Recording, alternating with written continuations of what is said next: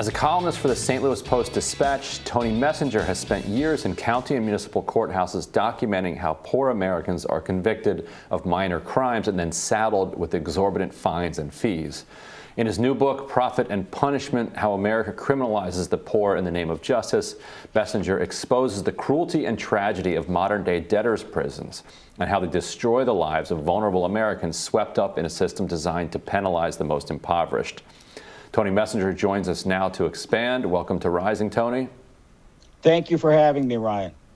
And Tony, I've always thought that if people were forced to spend even just a couple hours, let alone days, weeks, months, years, in courtrooms watching these petty crimes being enforced on impoverished people, that they would be appalled at what was going on. People going away for such extreme amounts of time, often not even convicted of a crime, just because they can't make a very small amount of bail, and we would get much swifter change. But it happens in a place that's removed from a lot of our public consciousness. How did you get into that courtroom? What was it? When did you start working as a court reporter, and when did it start to dawn on you that there was something abhorrent going on?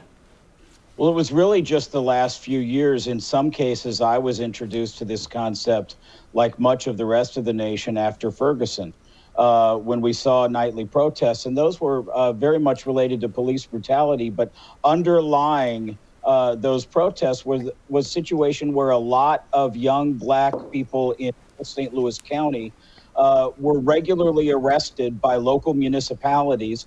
And it turns out that a lot of those local municipalities that had their own courts and their own police departments were using those police departments to collect money because they had broken city budgets.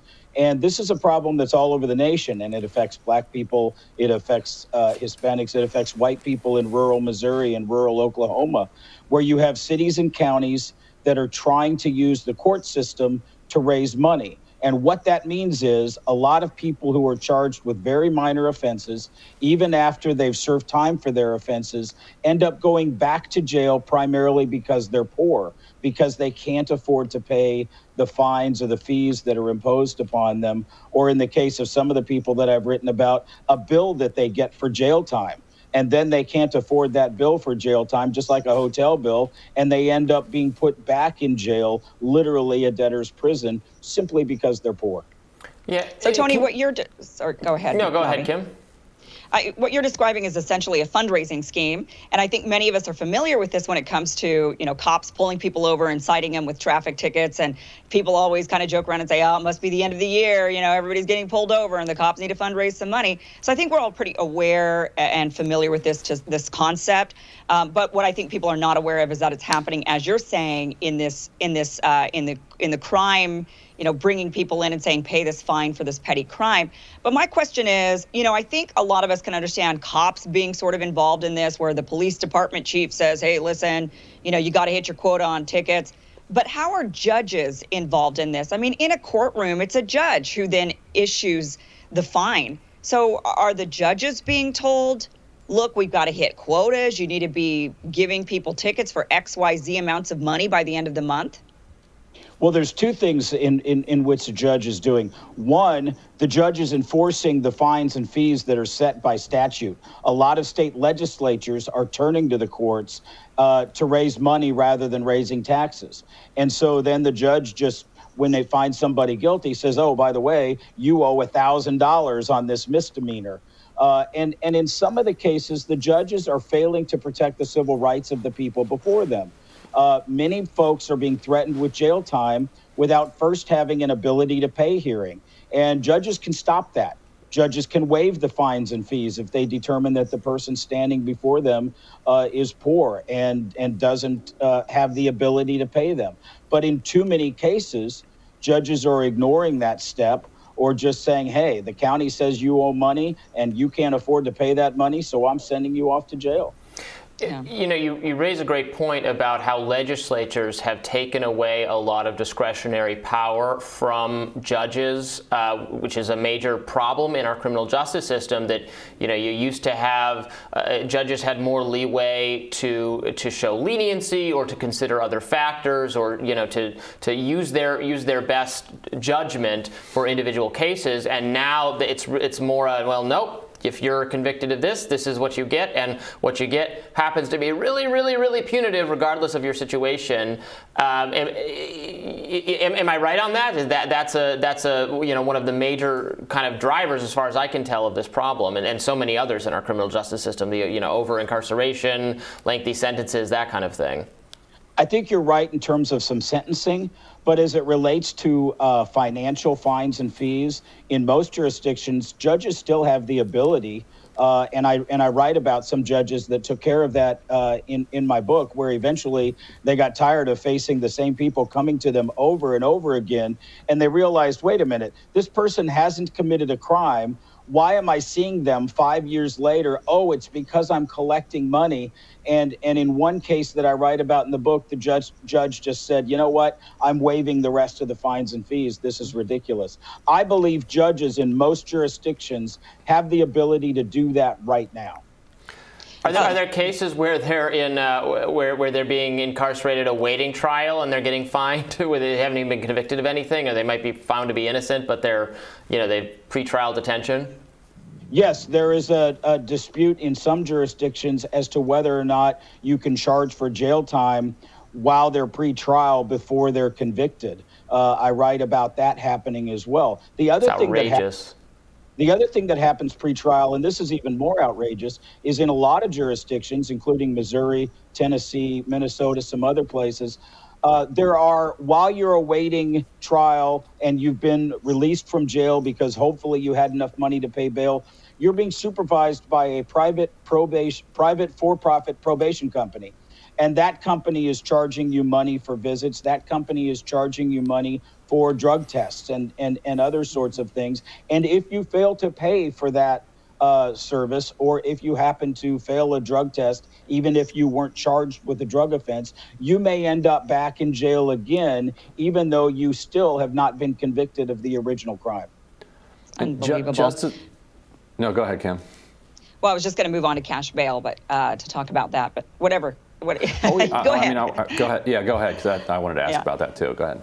Yeah. So cash bail is obviously a big hot topic. And last month, New York Representatives AOC, Carolyn Maloney, and Jamie Raskin sent a letter to 5 district attorneys demanding answers on how they use cash bail, saying it's contributing to the ongoing humanitarian crisis on Rikers Island, which saw 15 inmates die in prison custody in the past year alone. So in the book, Tony, you mentioned how cash bail actually jeopardizes public safety. So could you tell us more about that? Sure. There was a study in 2013 paid for by the Arnold Foundation out of Texas, and it focused on low-risk defendants in Kentucky. And what that study found, and it's the most comprehensive study that exists on this topic, at least that I've been able to find and that I've seen other criminal justice reporters reference. What it found is that people who stayed in jail because they couldn't afford their cash bail ended up being more likely to commit further crimes than similarly situated defendants who were allowed to go home to their families and their jobs while they awaited trial.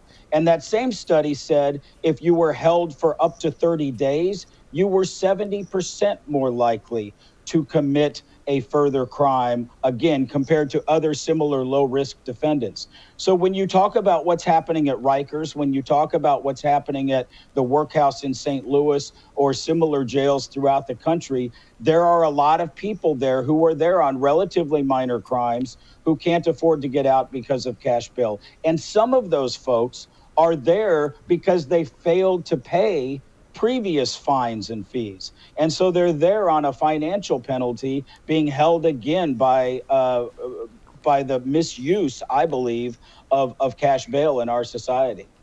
And so what you're saying is that the study says that if you keep those people longer, you keep them locked up longer, that they're then more likely to offend later down the road. In other words, you're increasing crime rather than decreasing, because we're talking about this in the context of an uptick in homicides and a bit of a backlash to the anti-cash bail movement, where you have people saying, look, because there are concerns about crime now, we have to slow down on our reform efforts here. We got to keep everybody in prison. So what you're saying is that actually that paradoxically, cash bail is actually making people less safe. Exactly. And what that study did is it looks at the overall data. I understand what happens in terms of the pushback to cash bail reform, because we end up with an anecdotal case. It's happened here in St. Louis. I know it happens in New York and other places, where one person who happens to be accused of a violent crime is let out on bail. The guy in Wisconsin who drove through the crowd of people. Correct. And right. then commits a crime, and there's a big headline and everything else. Well, that's one incident. That's not data. The best data we have is that 2013 study out of Kentucky. And what it says is that overall, we make public safety worse by keeping people jailed pre-trial, particularly low-risk defendants. And that's what I'm talking about in my book. I'm talking about primarily people who have been accused of misdemeanors. Right. And it makes sense because you've got somebody who's doing a significant amount of time in jail now for a very minor crime, and you've basically destroyed their life. Whatever they had going on, custody of their kids, a job, a rent, a home that they lived in, an apartment that they've lost. Like, you've really upended their life. And so it wouldn't be surprising that you'd be more likely on the back end of that to have somebody who's more likely to offend. We have to leave it there, unfortunately. Tony, thank you so much for joining us, though. Thank you for having me. I appreciate it. Right. And we will have more Rising right after this.